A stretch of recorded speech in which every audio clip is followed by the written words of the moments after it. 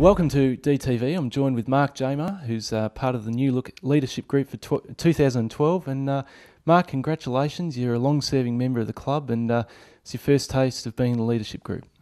Yeah, thanks, Matt. I guess the three of myself, Garlo and James Frawley got rotated through last year for a month at a time, and got a bit of a taste of it then. But obviously this year, New Look Group and very young, so very excited.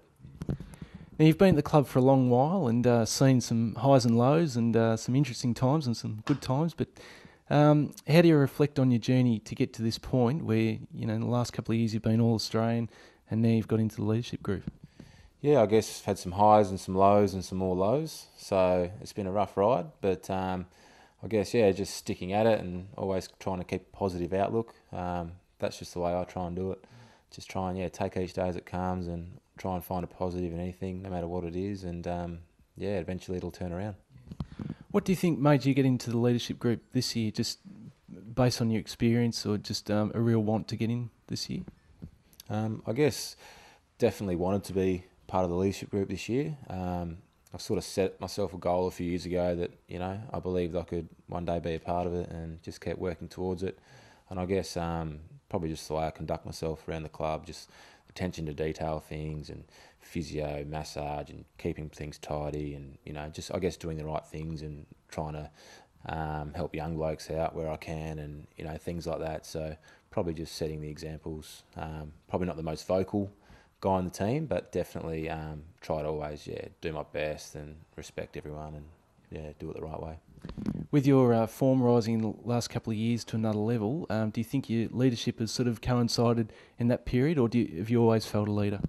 No doubt. I think as you become a more consistent player, you get a bit more responsibility, but also guys tend to look to you for, for leadership or guidance when when times get tough or when things are going well. So I guess from that point of view, you're probably expected to become more of a leader. The more consistent your performance. But having said that, like a lot of guys that lead really well haven't played a lot of footy in the last 3, 4, 5 years, even 1 or 2 years. So you don't have to necessarily be the best player out there to be a good leader. Yeah. And being one of the oldest members at the club now, and the oldest in the leadership group, sorry to mention that, how do you think that benefits you and the actual group? I guess, I don't know. I really don't know. Obviously, the oldest in the leadership group, but probably I'm not the most experienced. There's guys in there that have played more games than me.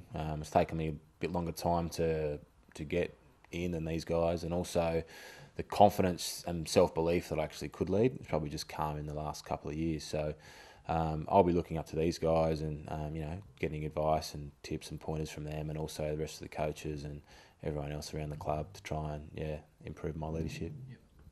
Do you reflect on your journey much since you've been appointed? I mean, you're an All-Australian under-18, missed out on getting drafted, had to come through the rookie system and eventually onto the senior list, and now you're part of the leadership group. Have you sort of had any moment to sort of sit back and think, it's been a fascinating journey, but here I am?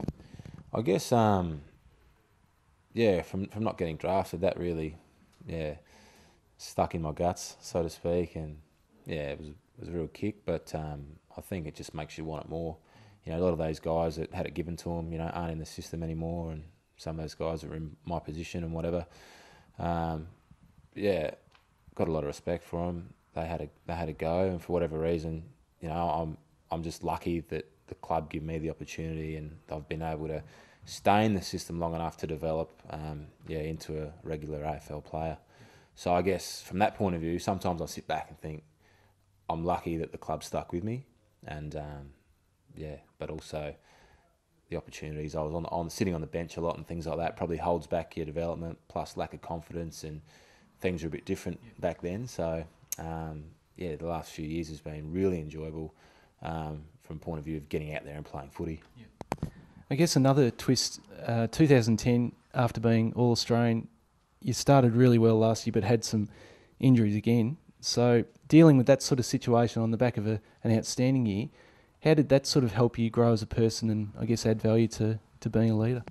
Yeah, I guess I started the season reasonably well. Was contributing to the team, and yeah, round 7, copped that knee injury just from my own fault, really. I just went in a bit harder with the knee in the ruck contest than I should, and it bit me. So, but yeah, then I came back into the team and probably was expected to, still perform the same level. But obviously, missed 6 games, 7 weeks out. So that's like a whole off season. So it's going to take a while to get back into it. But sort of felt that I started to find a bit more form later in the season, and then hopefully I can carry that into this year. Well, best wishes for this year, mate. Great to see you in the leadership group, and we'll look forward to seeing you back out playing 22 games this year. Yeah, that's it. Thanks very much. Cheers.